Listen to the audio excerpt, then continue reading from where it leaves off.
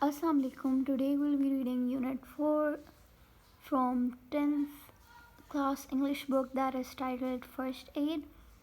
It contains some basic instructions on how to treat wounds or emergencies and how to give a very basic first aid in case of any accidents or injuries or mishaps. So, here we are with the first page. It begins with we all need help at times in our lives. Sometimes we may have accidents and we may get hurt. When we are injured or suddenly become unwell, we need someone to help us, someone who knows what to do. It is the temporary and immediate help. The timely assistance comprising simple medical techniques is the most critical to the victims and is often life saving. So, now in often case of emergencies, we well know that the medical institute or the medical facilities or the medical staff would be quite far away and not within at a safe distance that a person can be approached very easily, or the victim can be taken there in a very short time. So hence it was very important for some people to know the basic steps to provide first aid, because in some cases it may save someone's life, someone who's critically going through something and suffering, and even if a proper professional is not around, the person right there who's able to provide some basic medical help and first aid would definitely save the victim's life. Any layperson can be trained to administer first aid, means you do not need to be specifically educated or very well trained. Any person, any common person can give first aid if they are instructed well or if they know some basic steps. This first aid can be carried out using minimal equipment. Also, there's no heavy equipment or very professional equipment required. First aid knowledge ranges from taking care of cuts to deal with an unconscious victim. So,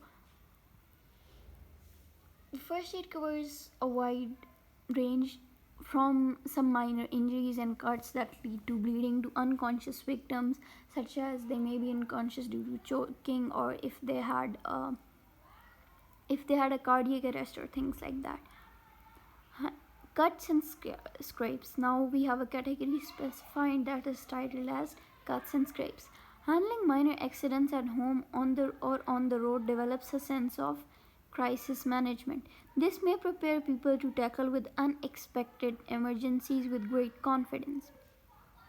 So now even we know at our homes someone may be in the kitchen and they would get a cut, or if a child that's playing around with some sharp object may end up with a cut that leads to bleeding. Minor cuts and scrapes usually do not need to go to the emergency room, so they can be treated at home or at any place such as office and school where the person suffered from the cut. Yet proper care is essential to avoid infection or other complications. Following guidelines can help you to handle crisis and take care of all. So now we're provided with some of the instructions that can help us to treat wounds that are cuts. Stop the bleeding. Minor cuts and scrapes usually stop bleeding on their own. If they don't, apply gentle pressure with a clean cloth or bandage. Hold the pressure continuously for 20 to 30 seconds. And if possible, elevate the wound. Now we well know that if it's a very minor cut and it's not a serious injury, the bleeding itself would stop after a few seconds or a few minutes. But if it doesn't, we need to quickly grab a bandage or a cloth that's not infected and clean, and then we need to apply the pressure at the point of bleeding from where the cut is arising or something like that.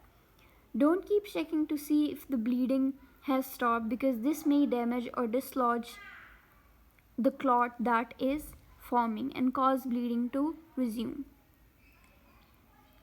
Now for 20 to 30 seconds, when you're continuously applying pressure, do not check again and again whether the bleeding has stopped, and do not stop the process as it may lead to something such as very excessive bleeding, and the bleeding will again resume.